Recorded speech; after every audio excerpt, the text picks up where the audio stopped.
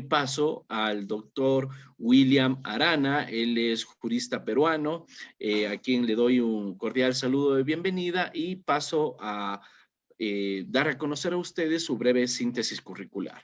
El doctor William Enrique Arana Morales es fiscal adjunto superior de la Segunda Fiscalía Superior de Apelaciones de la Libertad, docente de Derecho Penal y de Derecho Procesal Penal, docente de la Academia de la Magistratura en el Perú, maestro en Derecho, con mención en Derecho Penal y Ciencias Criminológicas, doctor en Derecho, autor de las obras Manual de Derecho Procesal Penal, Lógica de la Prueba en el Derecho Procesal Penal y de diversos artículos en revistas jurídicas especializadas. El tema que expondrá el doctor William Arana es el sistema penal frente al problema de la corrupción en el Perú. Estimado doctor Arana, bienvenido, muy buenas noches. Buenas noches. Buenas noches con el doctor Damián Armijos Álvarez. Y saludo también a todos los integrantes de Latin Juris y el agradecimiento por esta invitación. Pues para mí es muy gratificante estar en este encuentro latinoamericano de debate sobre temas que a todos nos preocupan, ¿no? Como es la corrupción al interior de la estructura de la administración pública de nuestros países. El tema que voy a abordar hoy día con ustedes está referido a cómo es que el sistema penal peruano ha reaccionado, viene reaccionando frente a la problemática de la corrupción en nuestro país. Voy a presentarles unas diapositivas. Le pediría por favor al anfitrión si me permite compartirlas. Listo, doctor, está habilitado. Perfecto.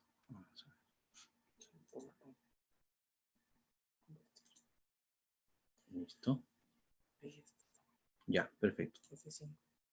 Ahora vamos a proceder a compartir la pantalla completa. Muy bien. Ya sin más preámbulos, porque el tiempo realmente es corto, les decía que vamos a abordar algunos aspectos de la problemática de la corrupción en el Perú y vamos a hacer un análisis sobre los avances que ha tenido nuestro país y cuáles son las perspectivas a futuro. El problema de la corrupción en el Perú es conocido tanto al interno como también es conocida internacionalmente. Todos recordamos casos muy sonados de corrupción en nuestro país, como los que ocurrieron en la década de los 90, en el gobierno de Alberto Fujimori, en donde su asesor presidencial había capturado los poderes del Estado y compraba las voluntades de autoridades de los gobiernos locales, de los gobiernos regionales, del Congreso y de todas las instituciones del Estado. Posteriormente a eso, ya en el segundo gobierno del expresidente Alan García, hubo otro escándalo de corrupción en el caso del denominado Petroaudios. Ya más recientemente hemos podido apreciar otro gran caso de corrupción en el caso de los denominados cuellos blancos del puerto, que había capturado nada menos que al Consejo Nacional de la Magistratura, que en ese momento era la institución encargada de nombrar y ratificar a los magistrados del Poder Judicial, el Ministerio Público, y que también nos generó una profunda preocupación a quienes integramos estas instituciones. Y últimamente, ya en los últimos años, la corrupción que se ha producido a partir de escándalo de Lavajato, que también ha tenido repercusión en el Perú y en otros países de América Latina. Definitivamente la corrupción tiene serios costos para las sociedades. En el Perú hay un costo social y un costo económico. El costo social lo podemos apreciar en el debilitamiento de las instituciones democráticas, las instituciones de la administración del Estado. Este costo social afecta porque hay repercusiones en la atención de las necesidades de las personas y que ahora las estamos poniendo, las podemos ver con bastante nitidez con ocasión de la pandemia. Y también hay un costo económico, ¿no?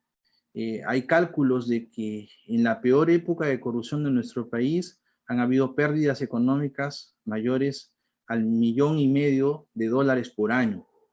De tal manera que es un fenómeno y un problema bastante complejo que tenemos que afrontar. La complejidad del fenómeno de la corrupción la podemos apreciar porque la corrupción ocupa no solamente espacios públicos, sino espacios privados. No solamente hay corrupción en las instituciones del Estado, también las hay en el ámbito de las empresas e incluso en los entornos domésticos podemos ver casos de corrupción.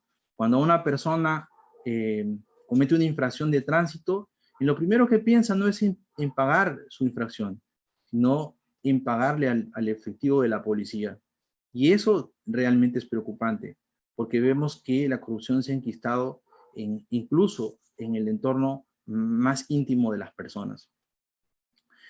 Por otro lado, los mecanismos de control social de primera ratio no pueden controlar el fenómeno de la corrupción.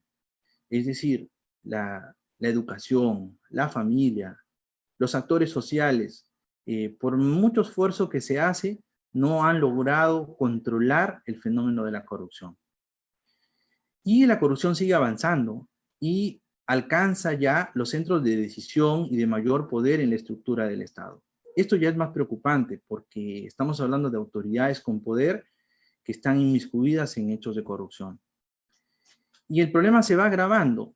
El fenómeno se va haciendo más complejo porque se van conformando organizaciones criminales que interfieren en el normal y correcto funcionamiento de la administración pública.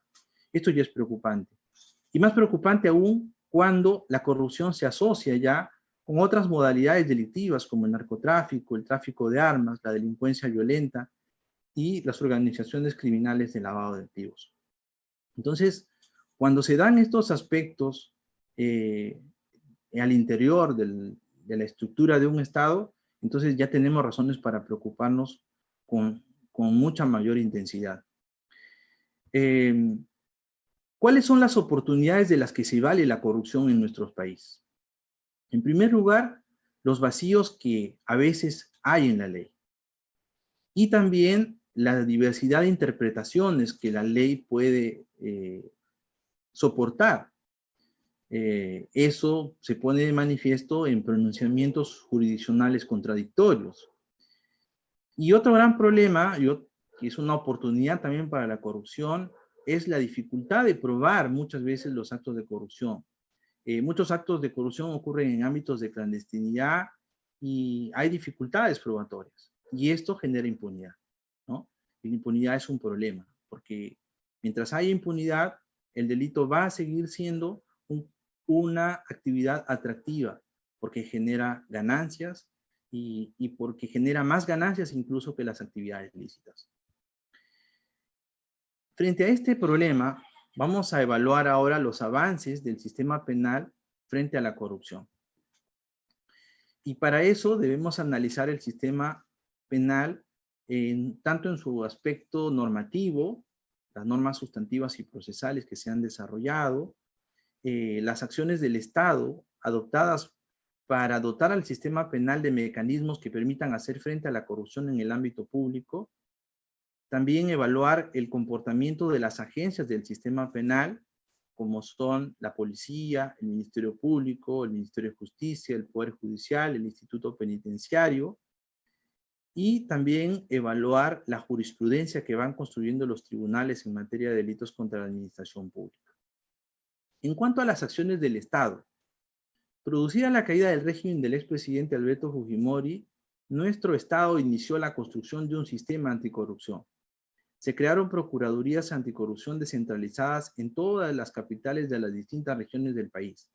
Se crearon departamentos especializados de la policía para la investigación y persecución de estos delitos. En otro momento se crearon fiscalías especializadas para investigar los delitos de corrupción de funcionarios. Y en los últimos años se han creado órganos jurisdiccionales especializados para los delitos de corrupción. En cuanto a los avances normativos, se han diseñado leyes para hacer frente a la corrupción que adquiere la forma de criminalidad organizada. Si nosotros revisamos en Perú la ley 30.077, la ley contra el crimen organizado, establece un procedimiento o un conjunto de medidas o procedimientos especiales, un tratamiento especial para quienes actúan como integrantes de organizaciones criminales. Y esta ley, en el artículo 3, inciso 19, se hace referencia expresa a las organizaciones criminales dedicadas a los delitos contra la administración del Estado o la administración pública. Otro avance normativo en nuestro país es la Ley de Lavado de Activos, que conforme al artículo 10 del Decreto Legislativo 1106, se orienta a reprimir operaciones de lavado de activos que provienen, entre otros, de los delitos de corrupción de funcionarios.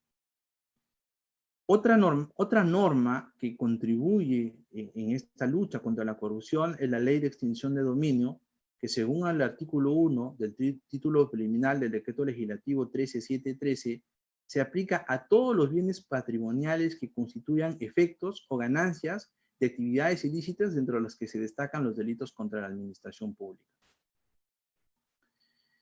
Ahora, en cuanto al comportamiento de las agencias del sistema penal, es importante destacar, en primer lugar, que a pesar de las limitaciones de recursos y de las enormes presiones políticas y administrativas, la policía especializada en materia de corrupción de funcionarios ha dado muestras de haber desarrollado estrategias y protocolos de investigación que han dado buenos resultados en varios casos. Al inicio de la construcción del sistema contra la corrupción, en el sistema de procuradurías especializadas se pudo observar una defensa muy aguda de los intereses del Estado frente al poder corrupto. El Ministerio Público en los últimos años ha conformado equipos especiales para los casos de corrupción más graves y ha dado muestras de un trabajo independiente, valeroso y de mucho rigor técnico. Finalmente, el sistema judicial en gran medida ha demostrado independencia y eficiencia, y adicionalmente a ello ha mostrado una actitud proactiva en el desarrollo de la jurisprudencia. Dentro de los aportes más importantes de la jurisprudencia en nuestro país, y en la medida que esa jurisprudencia y esa doctrina que los tribunales nacionales han aportado al sistema, a la racionalidad del sistema, podemos destacar lo siguiente: que en las sentencias, los autos, las casaciones e incluso en los plenos jurisdiccionales que se han desarrollado en nuestro país, hay una tendencia a no dejar lugar a vacíos legales aparentes, como una forma de unificar criterios de interpretación de los tipos penales y procurar la predictibilidad de las decisiones judiciales.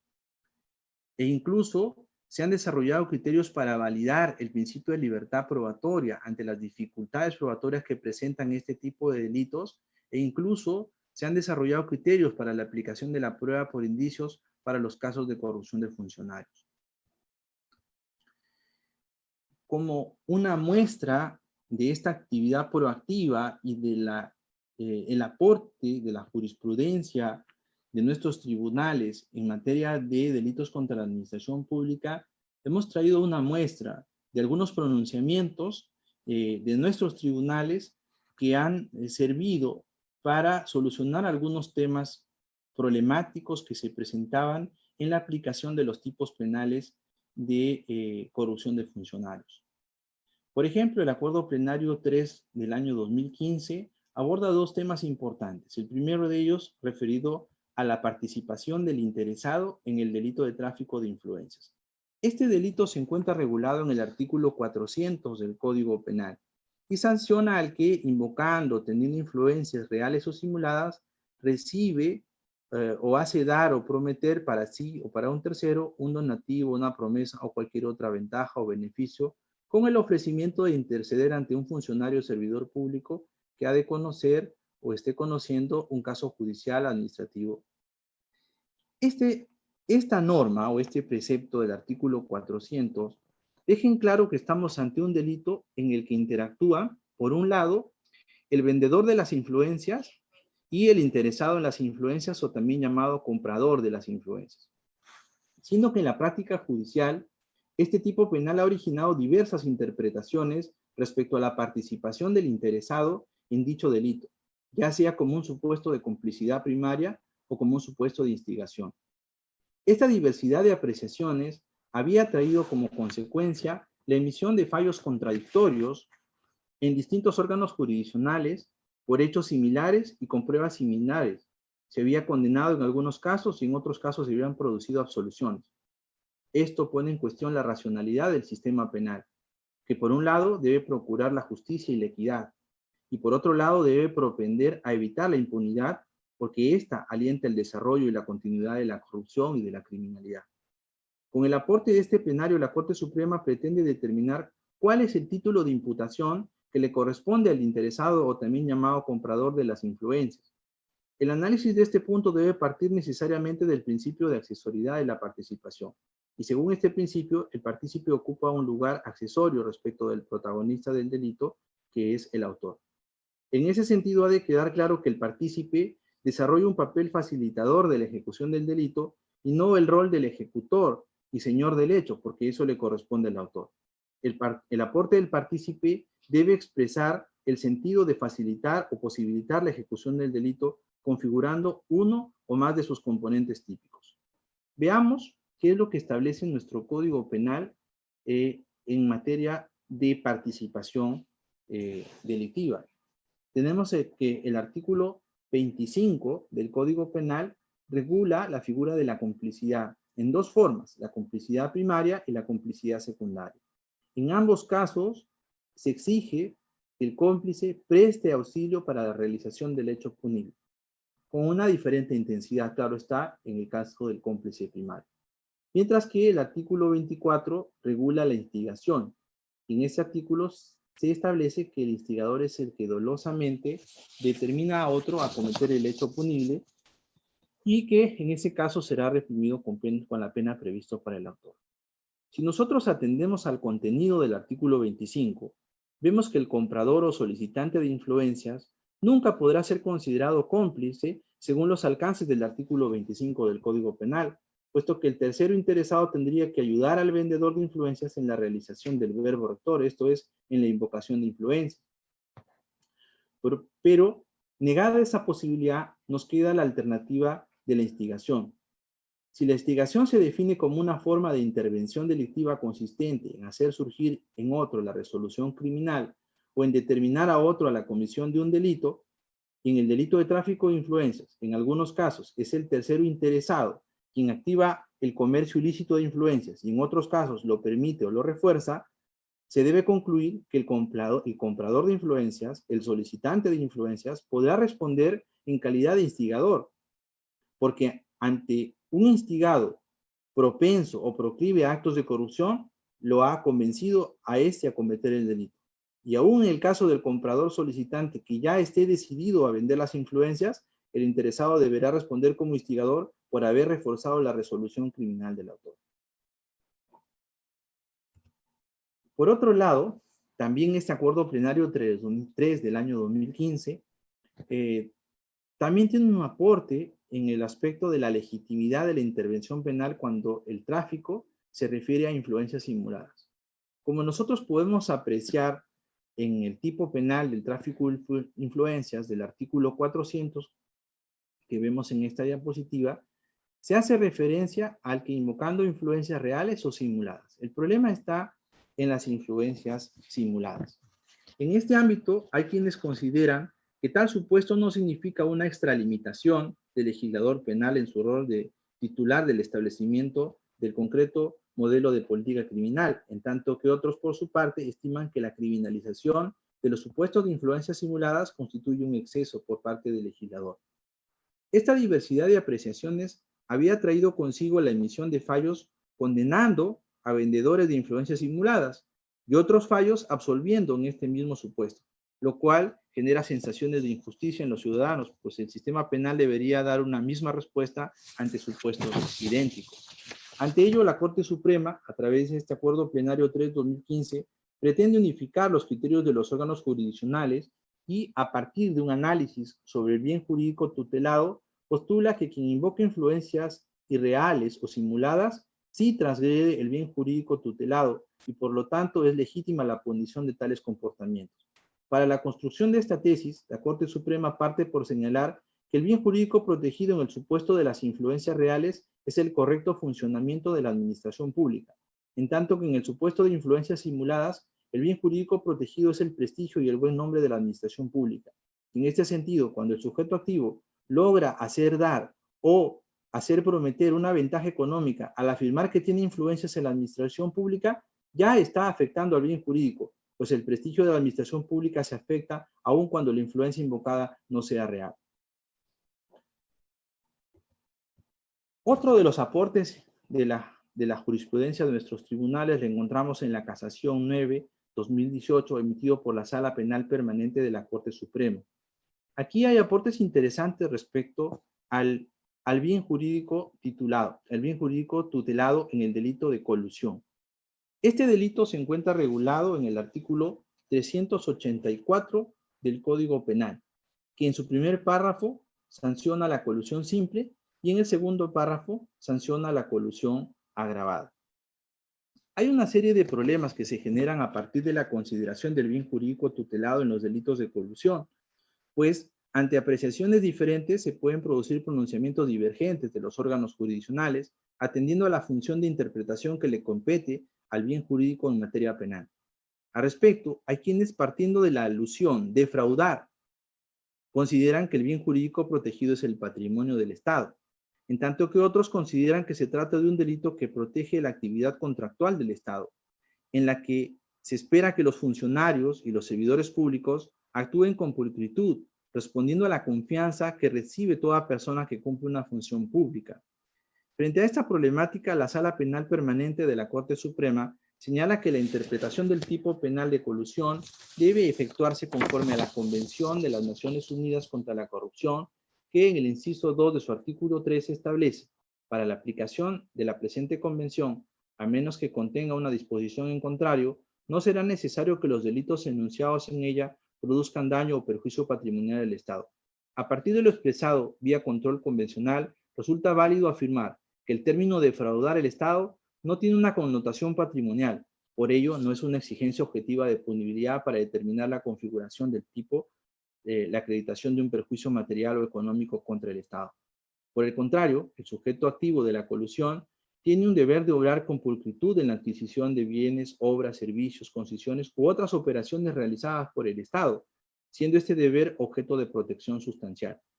Este planteamiento de la Corte Suprema posibilita evitar supuesto de impunidad en aquellos casos en los que no se aprecia perjuicio patrimonial, pero sí se aprecia una confabulación del funcionario con el interesado.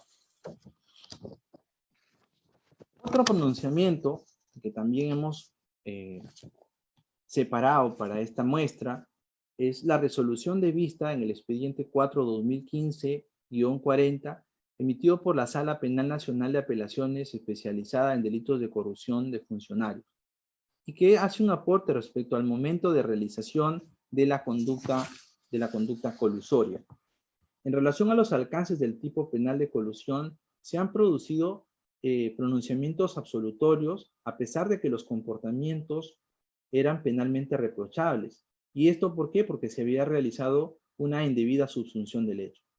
Esta resolución de la Sala Penal Nacional, a partir de la interpretación del texto del tipo penal, afirma que la concertación propia de este tipo de delitos puede verificarse en cualquiera de las fases de contratación pública, ya sea que esa concertación se produzca en la fase preparatoria o de evaluación, en la fase de adjudicación o selección o en la fase de ejecución.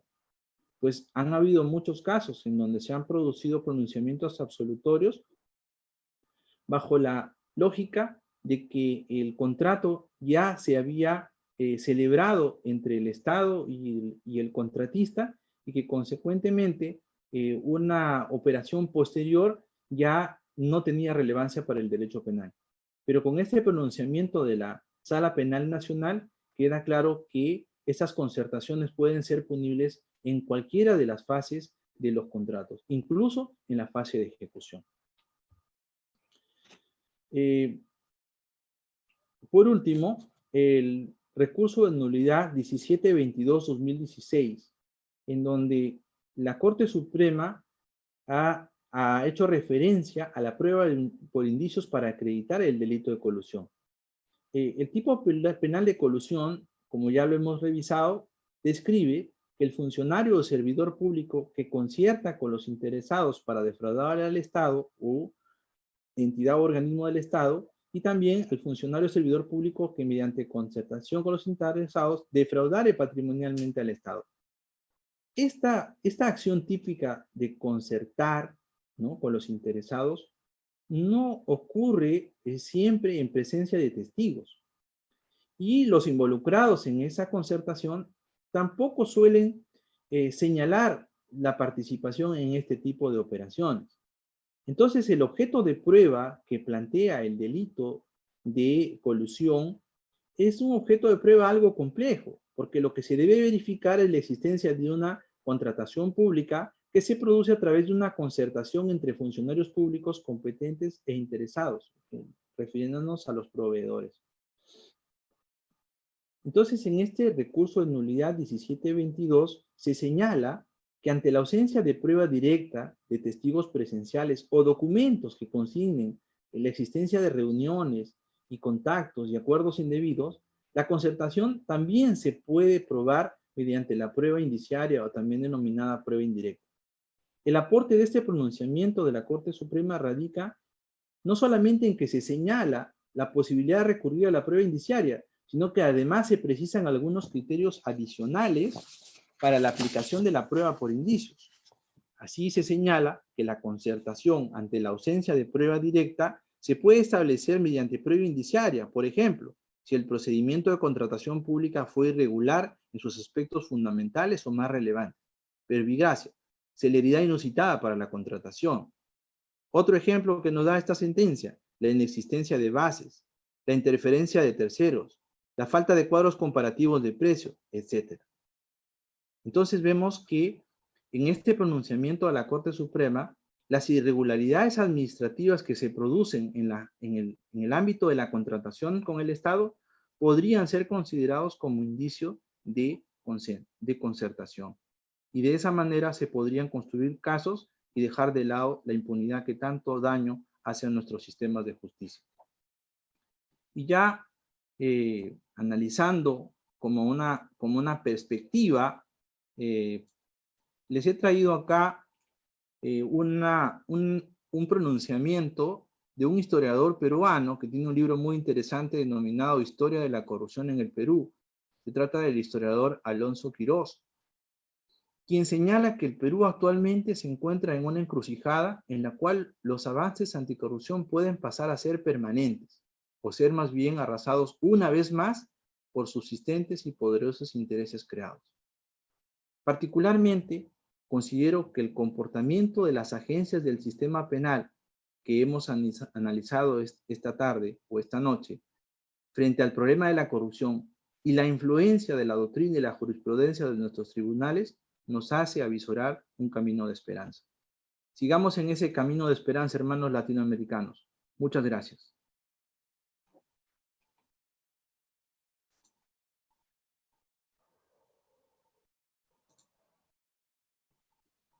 Muchísimas gracias, estimado doctor Arana, por su participación, y en efecto tenemos algunos comentarios, destacando, por supuesto, que felicitan su participación, su metodología, y entre otros comentarios, Fernando Anselmo Escobar dice: excelente exposición en la que se muestra la evolución del marco jurídico.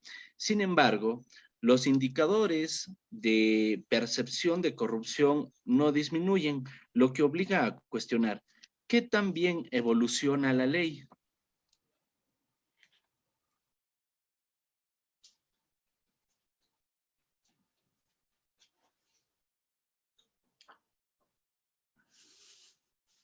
Ese es el comentario, estimado doctor, si podría de pronto pronunciarse sobre esta opinión.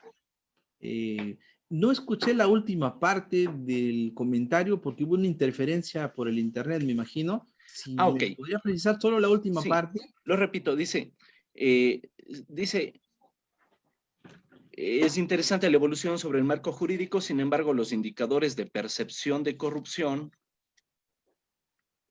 no disminuyen, lo que obliga a cuestionar qué también evoluciona la ley.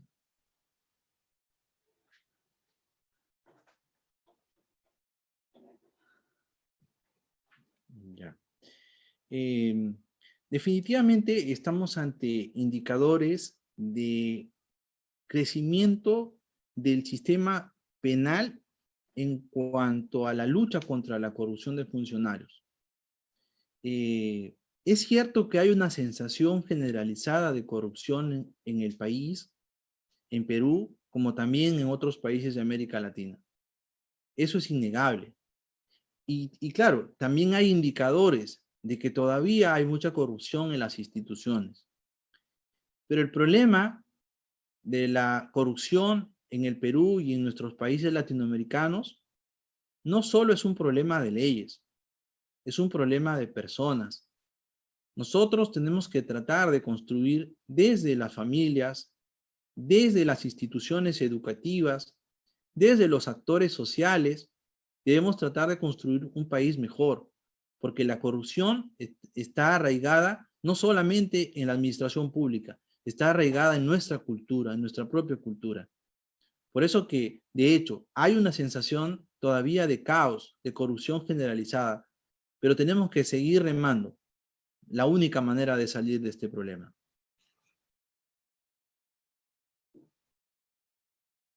Bien, doctor. Sobre el mismo tema, José Marco Cajamarca dice, ¿cuál sería la alternativa para que las regiones combatan la corrupción y el tráfico de influencia ya institucionalizado a nivel de cada país?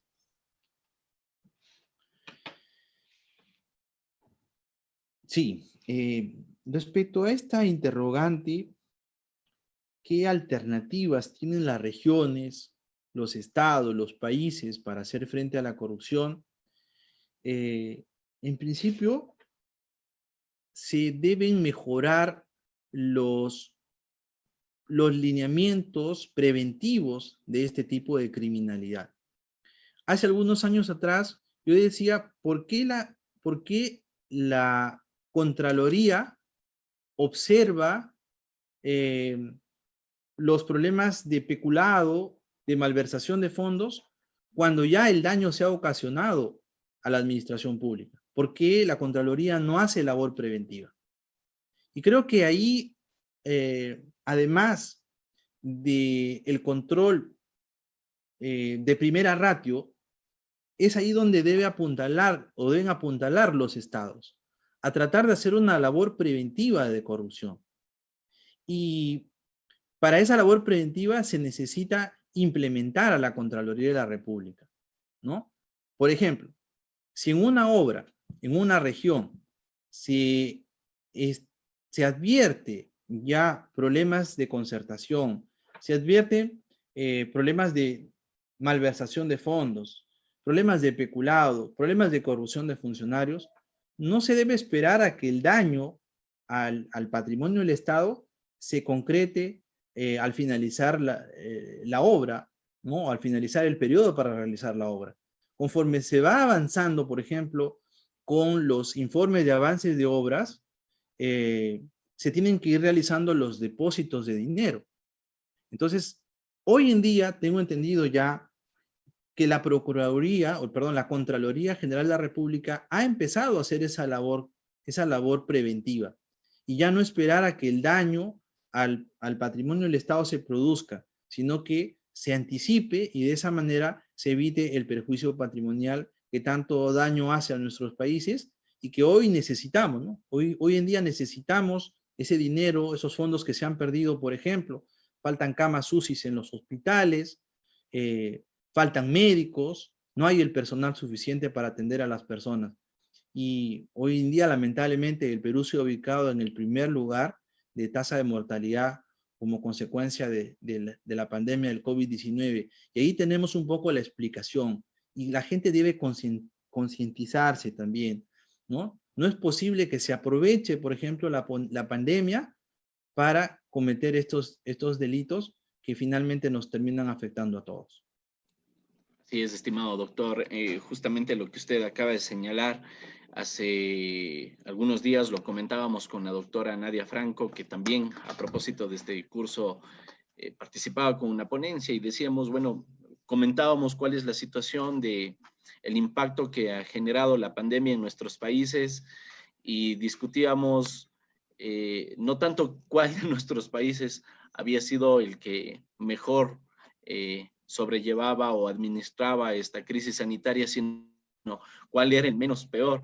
Y a propósito de lo que usted señala, que sí, casualmente hoy también salió en los noticieros del Ecuador de que Perú iba a la cabeza con el tema del índice más alto de mortalidad, es sumamente preocupante y esperamos que estos espacios, estos momentos académicos permitan también llegar a la reflexión de la gente y bien empleando sobre todo los acertados criterios que juristas como usted, estimado doctor, nos han compartido.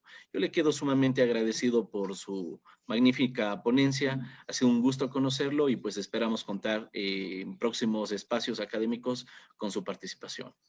Con mucho gusto y muy agradecido nuevamente a ustedes por la invitación y a todos los participantes. Muchísimas gracias, estimado doctor. Bien, y con Gracias. Buenas nuestros... noches. Gracias, buenas noches.